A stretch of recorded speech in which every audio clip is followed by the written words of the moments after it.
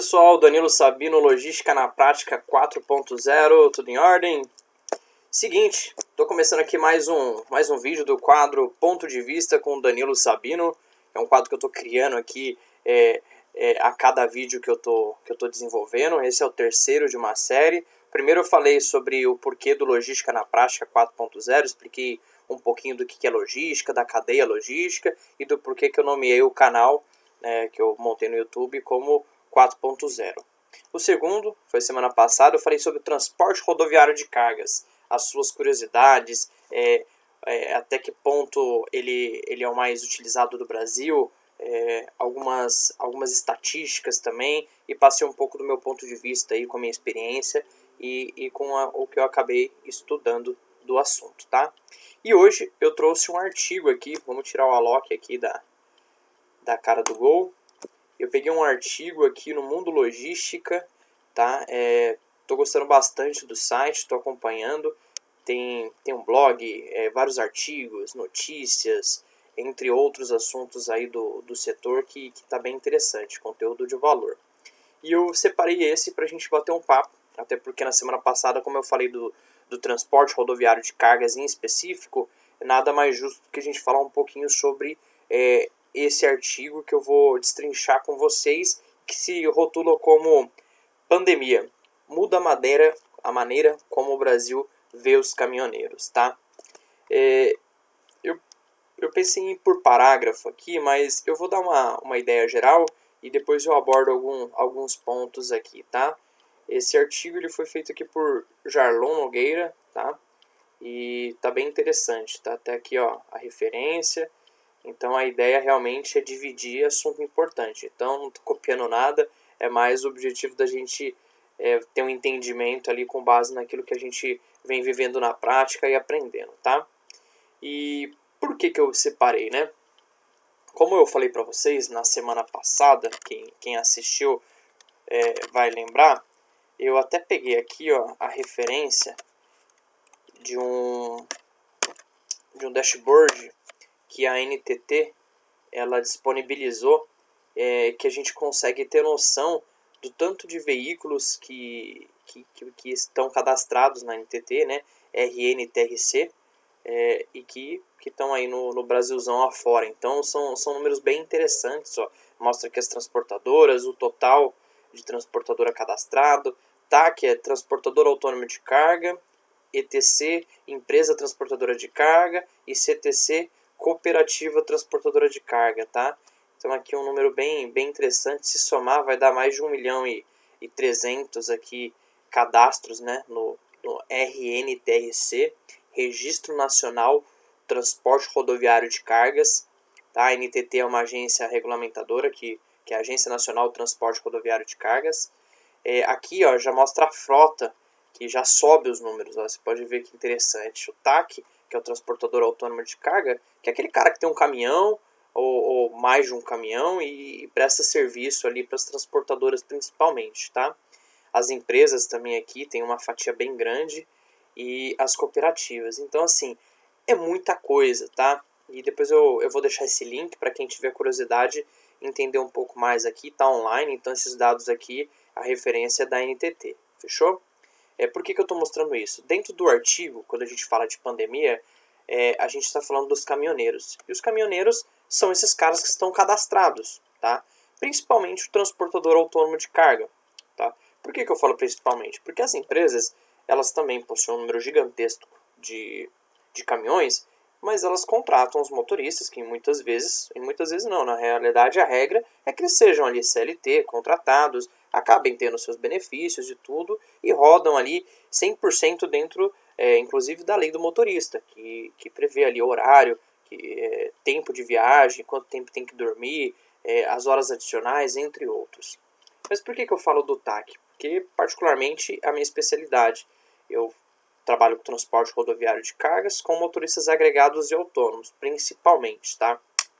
Então, aqui esse artigo, e aí voltando para o resumo dele, ele fala justamente de alguns números aqui que eu vou até depois dar uma lida, uma colada aqui para dividir, e fala desde quando que começou, que o Brasil começou a priorizar o transporte rodoviário de cargas e que se tornou realmente o principal modal de transporte, tá? O Brasil é um país intercontinental, então a gente poderia desenvolver as ferrovias, poderia desenvolver o aquaviário, eu acho que seriam os dois principais, mas não, o rodoviário ele sempre, pumba, se sobressaiu, tá?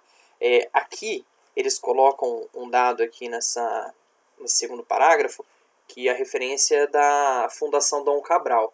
Colocam que 82% das cargas transportadas são por caminhões, tá? Eu puxei na semana passada alguns dados e estava mostrando que mais de 60% até 70%. Aqui está 82%. Então depois eu vou me inteirar um pouco mais nessa porcentagem, mas eu não duvido, tá?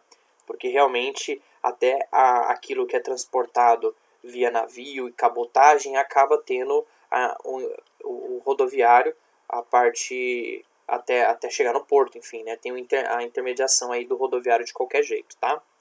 E esse dado, ele é legal porque mostra a importância.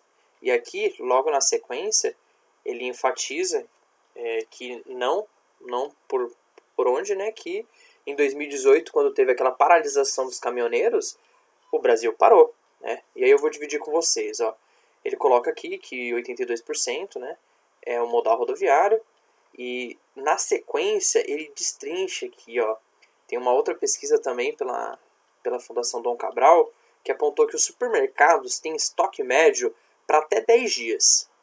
Postos de combustível conseguem atender os clientes durante 5 dias. Já a cadeia de carne, que envolve desde a criação até o engordar dos animais, são 7 dias. E aí coloca a relação lá quando teve a paralisação que realmente começou a faltar coisa nas prateleiras, os postos de gasolina pararam, então a gente não conseguia sair de casa para trabalhar porque não tinha gasolina, etanol no posto de gasolina. Então assim, a importância do caminhoneiro. E o que é bem legal aqui é que se a gente somar aqui os números de frota, né, vamos colocar, e aí sim os motoristas que são de transportadora, cooperativa e os motoristas autônomos, não importa. Esses caras movimentam o país. Então assim, se não for por eles, não chega na sua porta o produto que você pede pela internet ou o próprio alimento que você compra no mercado, você não conseguiria se não fosse. E a relação, e até o nome do título, pandemia aqui, que muda a visão, né, coloca esse ponto, porque se a gente for pensar nesse período agora de quarentena que a gente viveu, que agora tá tendo relaxamento, mas nos primeiros meses travou tudo, esses caras não pararam.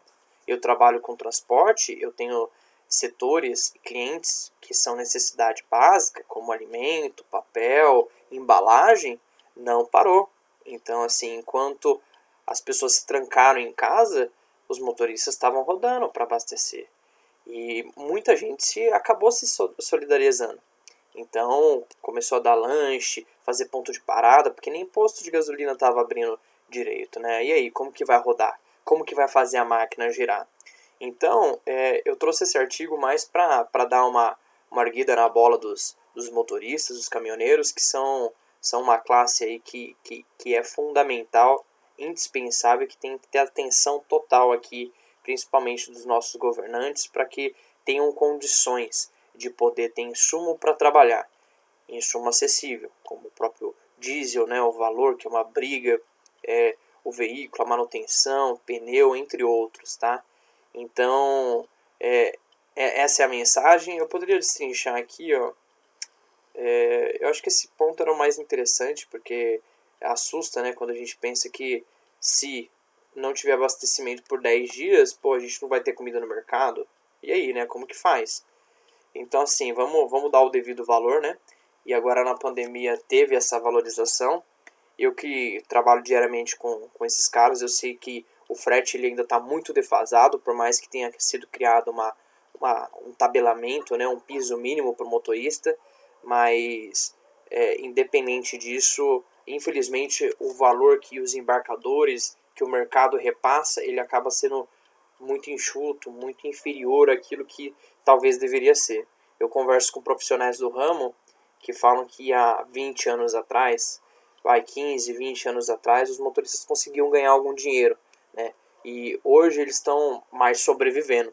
Então fica aí um ponto que a gente precisa cada vez mais valorizar, e nós profissionais de logística também, quando pensar em talvez até precificar ou fazer algum projeto, lembrar disso e ser um pouco mais cauteloso na hora de entender e colocar até o valor dentro do produto para que essa máquina realmente consiga rodar. E é isso, né? Vou deixar a referência aqui do site Mundo Logística, que eu gostei bastante. No próximo vídeo, provavelmente eu vou falar de algum assunto voltado aí também pro rodoviário ainda.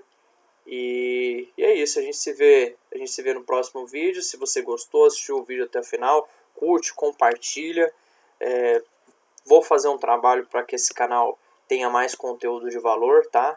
Trazer mais parcerias, que é a ideia do canal, mas todo começo é assim, a gente vai ajeitando e daqui a pouquinho fica legal, fechou? Obrigado, gente. Falou! Vamos colocar o lock aqui, ó. Pá. Just don't show your shoulders when you get older. Things aren't easy, so just believe.